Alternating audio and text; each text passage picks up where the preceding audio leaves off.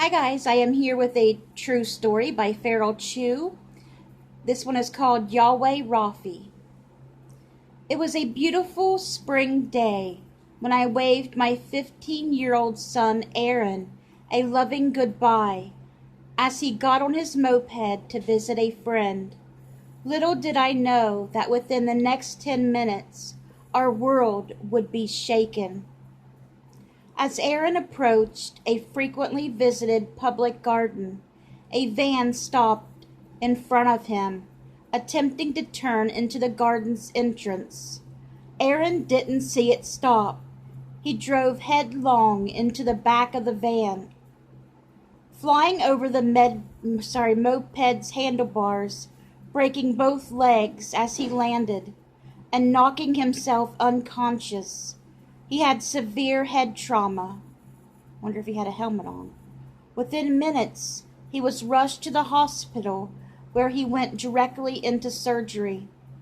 It wasn't until 3 hours later, as I was fixing dinner, that I received the news of the accident. The phone rang. It was one of Aaron's friends who had heard he'd crashed on the moped. I dropped everything as fear crushed my heart. I told my husband Larry, and we started calling emergency rooms in the area. Thankfully, the second place that picked up the phone informed us that they indeed had an accident victim who fit Aaron's description and that he was in surgery. When Larry and I arrived at the hospital's ICU, a neurosurgeon informed us that only 50% of patients with Aaron's types of injuries live. There were no gentle words and no compassion, just brutal facts, and the worst kind of parent can possibly hear.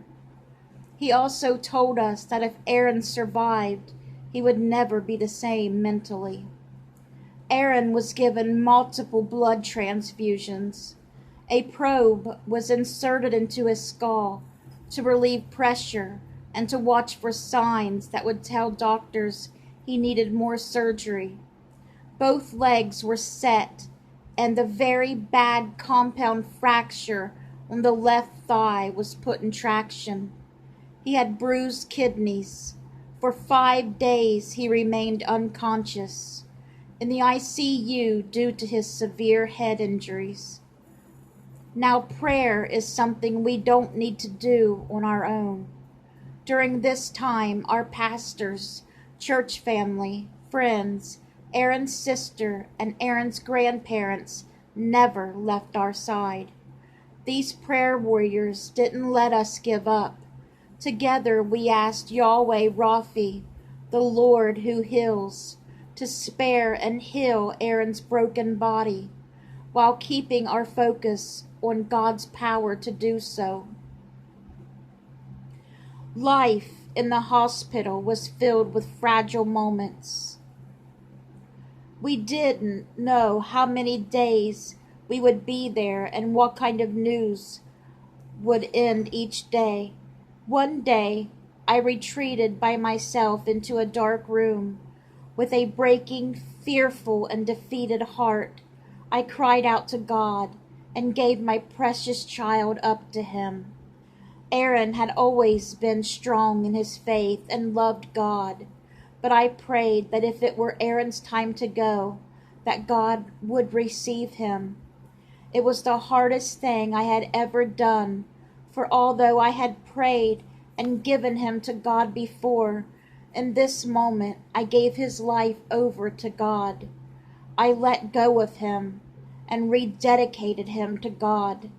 I put the whole situation in God's hands. Aaron remained in ICU for 11 days, at the end of which his body began to heal.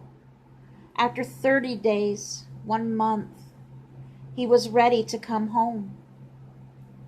After months of rehab and physical therapy, Aaron proved the doctors wrong. During the last doctor's visit, the doctor confessed it wasn't medicine that healed your son. Not only did Aaron live, but his mind and body were made completely normal.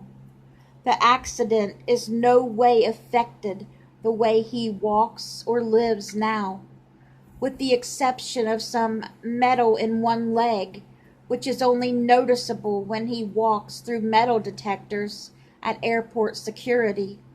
He's a carpenter and very active young man. God heard our prayers when we cried out. He answered us as we depended on his mercy and power. It was up to us to trust God's sovereign ways of love. My job was and is to allow his word to confront my fears and hold me close through the deepest of valleys as he lives in me and leads me on. Now faith is the substance of things hoped for, the evidence of things not seen. Hebrews 11:1.